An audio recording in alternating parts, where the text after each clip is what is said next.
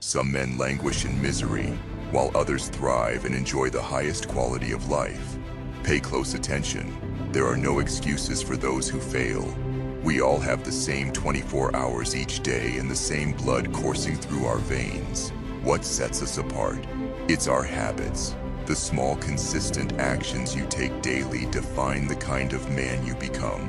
Sadly, most of us develop habits and routines without intentionality. We slip into behavioral patterns that hinder our growth and stop us from reaching our full potential. But here's the truth. You have the power to change. You can choose the habits that will shape your future. It's time to take control of your daily actions and design a life that's truly yours. By doing so, you'll unlock your potential, achieve greatness, and live a life of purpose and fulfillment.